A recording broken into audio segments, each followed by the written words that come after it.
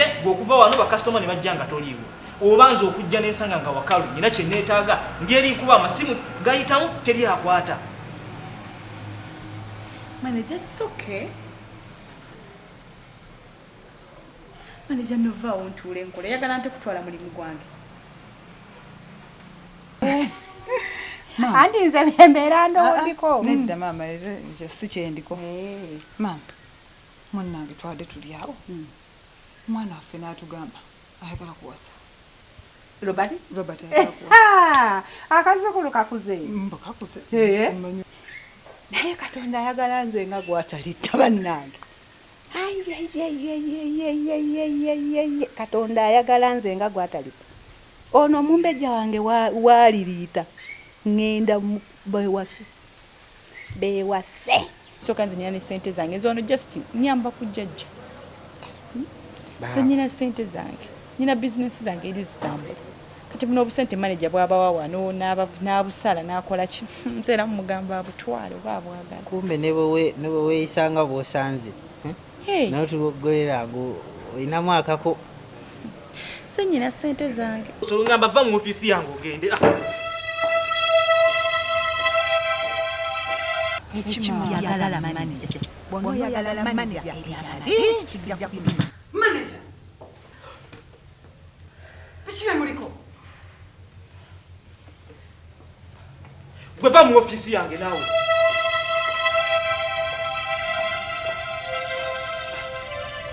Manager. Bwina ku mwana ne bwachunya banne. Bonna amazeeko emirembe. Nga muli mukwano. Madam Jona Musinza. Tandika kuwembejja manager ekintu kikutule. Ekyo tekikukanga namwe era tokiragirako naddala n'omuwala tomulaga nti olina ekikusumbuye. Mutunuulire butunuulizi muteeke kaaga naye gwe mukubise bukodyo. Maama omanyi ekigenda okutandika kati olutalo lutandise era ngenda ddutandika. Nange kandabe manager oyo. Tamim nali nakuwa ekyokukola ku hoteli naye tompanga ku feedback. Amawulire nga alina bulungi olwako mbadde sinnakufuna bulungi. Olina amawulire? Amawulire nina kono omuwala receptionist Jona. Webali receptionist ali biki? Omuwala oyo Jajja yamuleeta era ng'omulimu gwakola wa gwe gumu nga omulimu gwampa ogw'okujja n'eketta bano naye ali mu ketta woteeri. Information bwagiwa Jajja.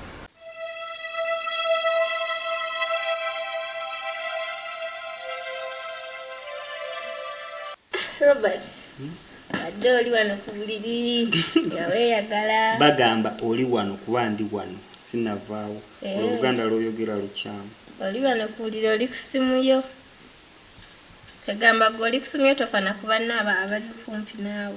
Kati nkoze gisikuze mbozi. Gwe ntunula akola gotanga nkambadde.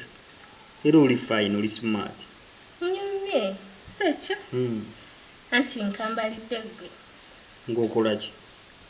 Gwanda lye kwanga nyimiridde. Yimirira bw'oba oyagala kulaba ng'oyimiride yimirira. Ndayira yakundaba. Saagala kulaba gungambye oyagala kundaba nga nyimirira. Oli smart. Thank you, my Ritah dear. oli fane okimanyi omanyi Ritah ngenda kuwasa ne dadi namugambye ninafunye girlfriend olaba ebintu byokola ali fane nga gwe ate mulungi wa brown ayina amaaso ayina enviri za black olaba Robert kibyongamba oyagala ki omukazi nga kiwakula naye tomanyi na mpisa ze tomanyi na bwali omutendera omukazi olina okwagala omuntu gw'omanyi empisa nga wakula naye ng'omanyi ne buyeeyisa. Ritah come on nze nakula naawe na mami na dadi na Jajja ne auntie sina muntu mulala gwe nali nkuze naye nti oba mikwano gyange gijje waka oba nti nfunemu omuntu kyono otukuze naye tubadde tuzanya no just kati nze abo bongamba okukula nabo ngenda basangawo era just gyembasomedde gyemba Ansa kuli kumpi mukwano nze mukwano nze akwagala Robert. Come on nawe Ritah wakula nange omanyi nga bwenneeyisa sina kye nsobola kukola kyoba ekiba ekipya ku gwe Ritah kati kyotamanyi kiri kimwe Ritah oli kizibwe wange sisobola kwagala oli mwana wa ssenga mukwano weddirange ye nze neddira mamba no kiba tekigaana yes naye baba bebweru nga si ba family ekyokubanga ndi wange nga goli wati naye singa obadde ng'oli wa family endala nga tetulina ku luganda awo nkuwasa tugenda kuwemuka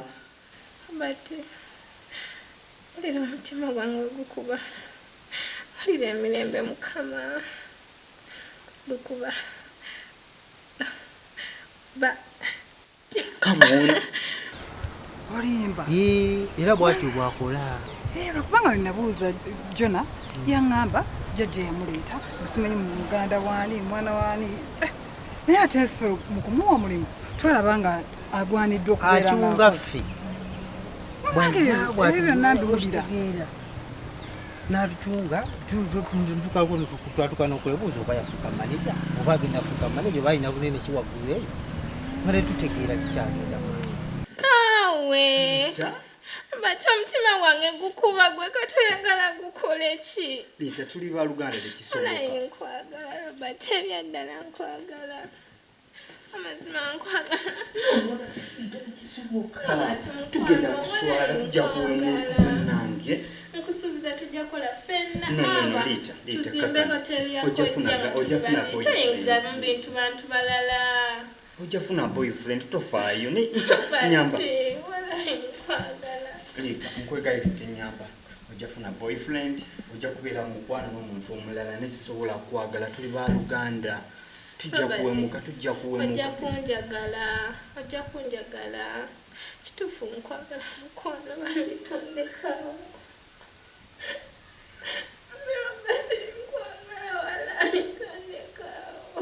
no Ritah no kakkana ojja kufuna boyfriend ojja kufuna sigenda vaawo wano nze ne bwe naawasa ngenda sigala nga njja wano paka oba tujja gendanga out ojja kufuna ku mikwano gyange ojja kufuna boyfriend naye nze kisoboka tujja kuswala tuli ba luganda oli kizibwe wange oli mwana wa anti kikisoboka nkoye ebyo binyumiza kizibwe olowooza sikiwulidde bikizibwe byowooza ebitali anti oganya okitegeera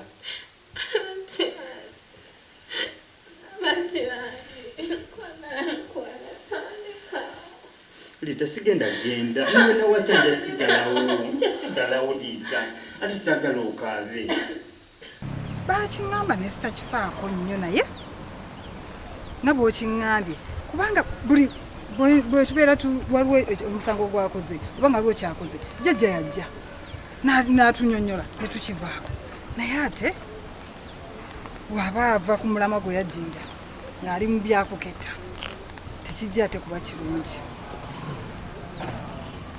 kati ensonga eyo ndowooza ng'egiri mawulire gembadde ninawo leero muwala oyo ng'obadde olinawo pannawo naye nga taliimu kyonna kikwatagana na Jona ekyo sinnategeera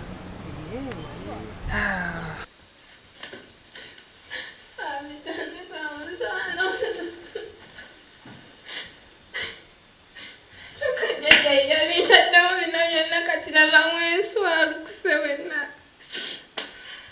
tomuntu akola atya kyokka ne Robert naye kaagala tebijja nakujja kati Kojja bwakitegeera kyokka jjajja yagenze bintekamulabamu ensadde zenna kati ngenda kukola ntya kimanyi kumanya kyokka abudde n'emisenge ekyo kyokka nze amuleetedde n'okuva ku buliri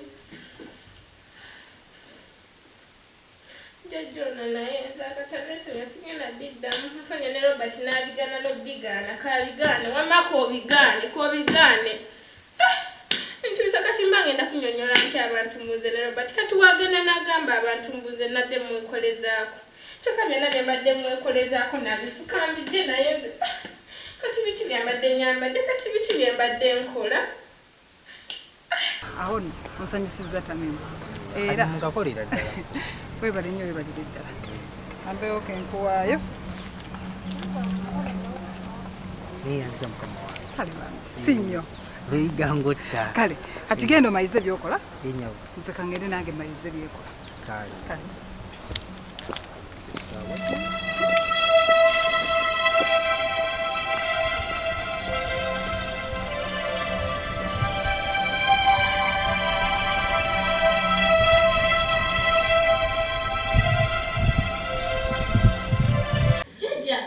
Jajja nkuyita oli kukabadda.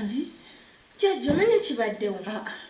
Robert anganye choka Okugaana kutya. Jajja ngenze nekwata olaba kana katete nkafunzizamu nenyambala nga kampi bane jajja nenekoleza ku Robert aganya ndesewo nokundeka Obadde omutandise. Sigo wansindise nongama nkole ebintu Omuga wambi oti omutandise oti. Jajja bimanyi mulaze nti mwagala nemwekwanira na kumpi ansambe n'okunsamba ndesewo nagamba sisobola bwera ngenda funa boyfriend owange mwesonyi we tuli baluganda nze jajja sigenda biddamu Ojja biddamu. sigenda biddamu Addingana amawolu. Omuganda agamba addingana mu. Yagajjamu byasigala mbaganda. Tonyumiza jajja nsiga kudde omanyi bwenswadde. Ojja tosija n'okubijjayo mbijjayo nesaza n'okunesaza. Ojja kukigenda mu maaso nakyo ajja kumalakkirize. Sya gwe bakugaana. Nze jajja Gwe bakugaana naawe. Jajja ndeka sisobola. Ojja biddamu. Sigala biddamu nze badde nze kugamba toddamu nabbinga amanti nemulakuraba. Tomwamba. Zate kincamudde. Ne bw'olikola otyo sigala nkwekutte. Bannange omwana akikoze. Ayeye ama ukikoze muzukulu.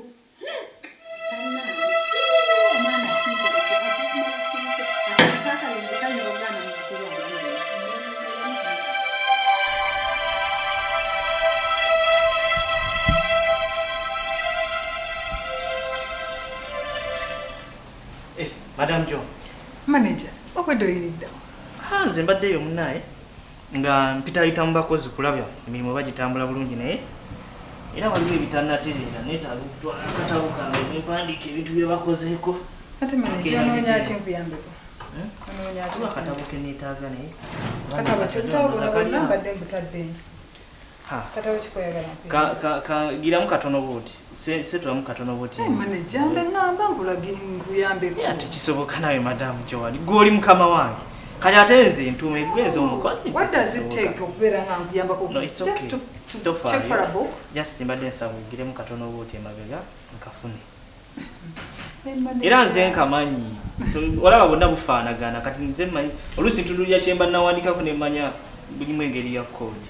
Badde nsaba busabi bambi oba kale kampite Manager, nkugambye kankuyambeko nkuleereko. Madam Joan nawe ebintu bino ate obitaddemu omuzannyo kati bika naawe kanfuna akantu ako just kantu wano. Manager, oba buli etayagala kukeberera biveeko. Kati oŋŋanya okukola emirimu gyange Kati bireke. abo banga ngobye munnange obanga ŋŋambye sigenda kukola olwaleero. Kale manager wekeberere. Sembezayo akatebe mpola mpola. Isaawo ntawuzi. Kati oba tolina muzibu. Madam John. Kiki? Kati osobola n'okunkwatako? Ate kiki? Tokyalina buzibu nange? Ate buzibu ki bwenna ate okukwatako bukwasi? Munnange nze nali manyi. Madam John. Munnange. Ne manager nsonsobedde. Just bwemba kati nkuteko mba kukoze ki? Ati munnange luli nga n'okwogera obwogezi tetusobola kwogera buli kaseera tubeera mu kukaayana. Baako naawe. Tokyalina buzibu nange? Sikyalina buzibu lw'ensonga twambala ne tukkaanya. Kyo kirungi. Tutereza emirimu ojja hotero nga bwe gitambula so kati tulina tabbu yonna. Katabo nno kano bankutte kakyamu. Manager, mbadde nina ekyenjagala okubuuza. Olinayo omwana yenna gw'oyagala mu hotero muno? Wano ku hoteri mu bakozi abange benkozesa tekisoboka. Ezo principle nazisetinga dda kuba we natandika okukozesa mu hoteri zonna zennkolamu. Nze saagala mukozi gwenkozesa yadde omuntu mu kifo wenkolera lwasonga kitaataaganya emirimu gyange. So mba njagala kyenjagala kibe nga bwenjagala kikole ki era sisobola kigezaako yate. Kyensanyusizza nnyo. Kati kyobadde oyagala okifunye wano kuba nze njagala kuddayo eri nsanga abaana. Nja kifuna tofaayo. Manager, mbadde nina kyenjagala okubuuza. Sokke kasita kibanga kiri ku mirimu zisifaayo kubanga era nga zikola.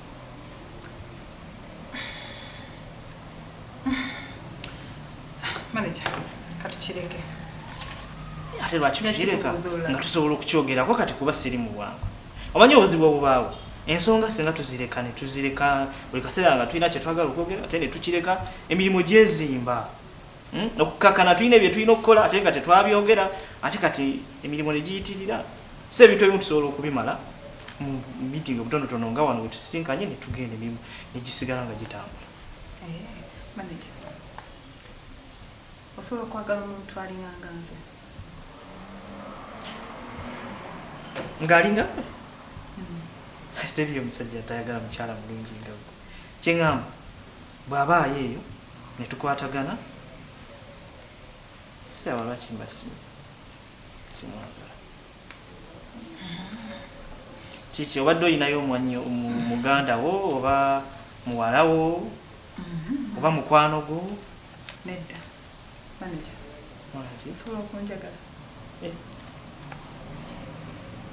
Osaaze bubi nno mukama wange. Nedda manager, sisaaga. Nkibuuziza nga nkijje ku ntobo y'omutima gwange. Ekyo tekisoboka. Gwe oli mukama wange. Jona, tumanyiganye ebbanga ddene ate oli mukama wange. Ate kati ani agenda okugamba Jona? Mpasi nga bwe ogenda omugamba. Ate njagala tusigale mufe babiri. Mukama wange.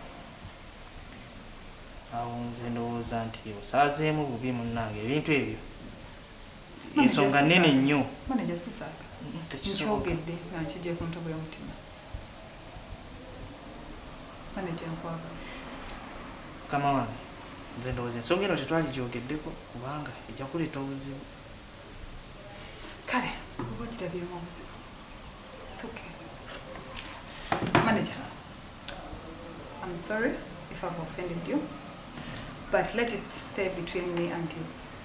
I mean, it's okay. Naye nga ensonga nzito. Ndowooza tusigale ku mirimu. Kale, ndeta bamba.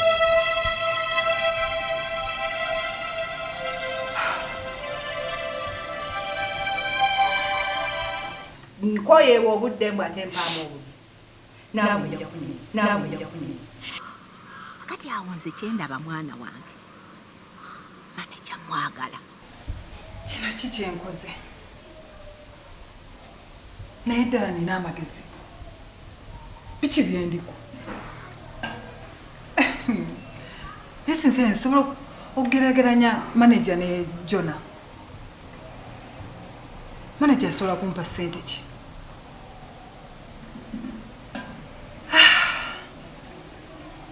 Era bino ebizibu bya maama. Era maama yabindeetera. Tandika okuswalaswala buli wamu.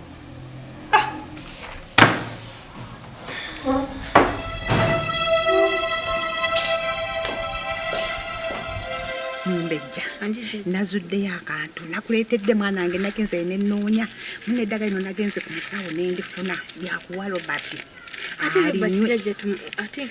Sikumutta kukwagala kwagale abaire byagaana kwagale ojja kaddira okateeke mu bino ebyokunywa bye mutera okunywa okateeke mu giraasi bwote mu byokunywa kati teekamu kano naye tonzita yagambye betulisobya diyinza otuleetera obuzibu owegendereza tomagamaga ng'olikola owulidde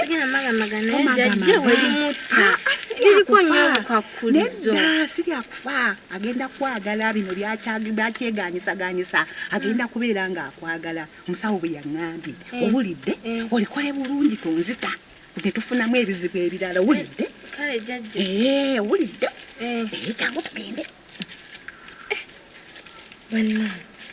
nze nga ntidde n'okuti kati wali mutta bannange wakati ngenda kukola ntya ngende nkole jjajja kyagambye tulabe oba binaakola.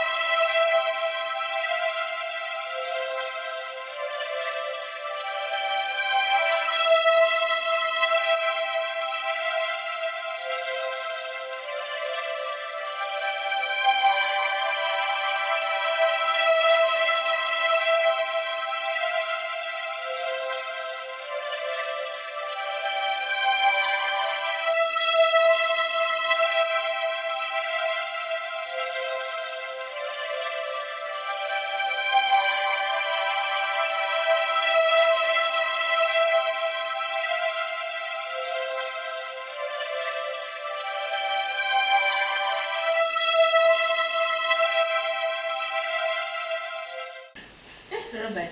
Yes. Likuzinga ku ngoye. Naye mbadde nkuletedde kajuisi.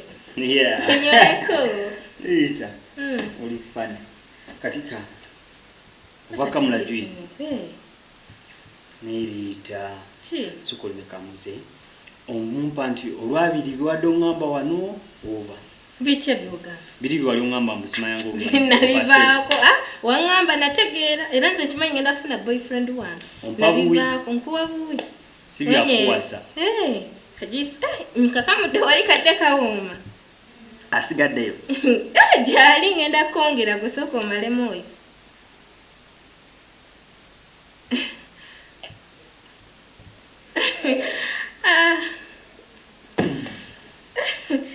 Nange kawomye. Kati munange. Ndowooza owomeddwa.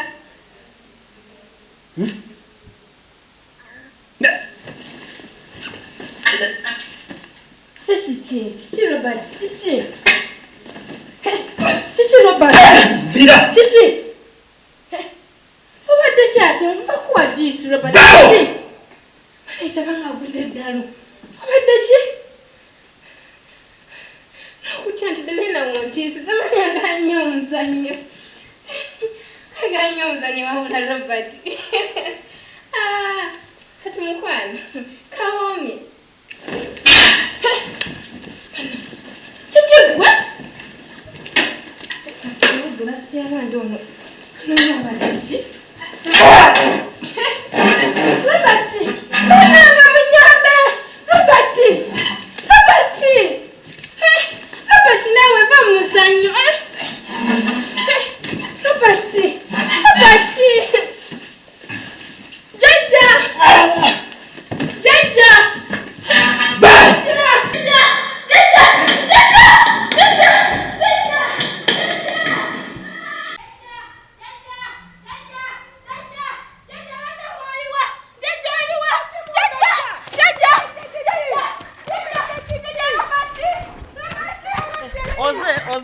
Oze, okomo. Oze. Katozoja gani?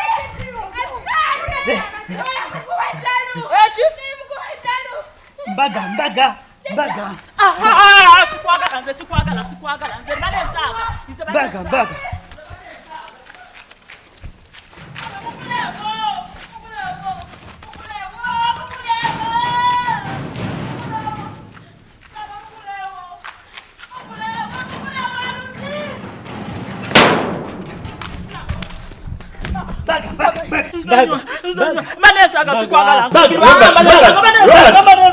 Robert, jangu. Chichi obadde ki?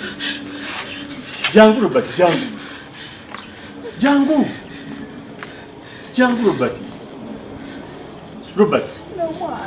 Robert, jangu. Jangu ombulye chichi obadde ki?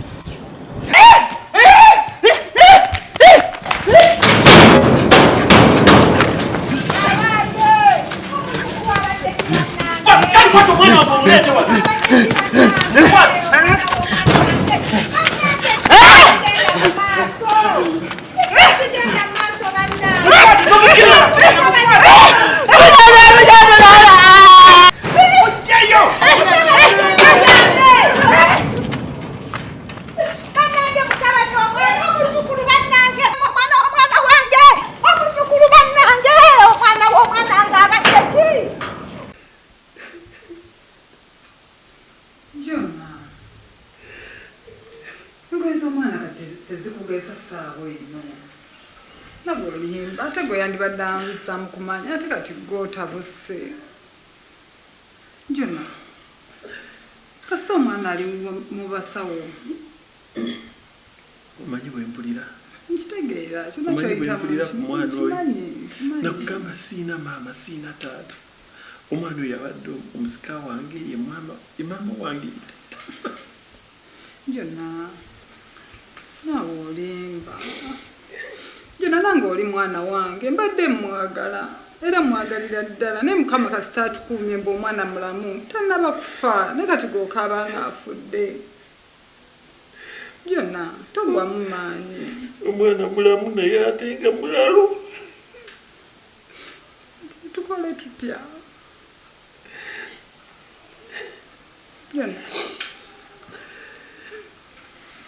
Jona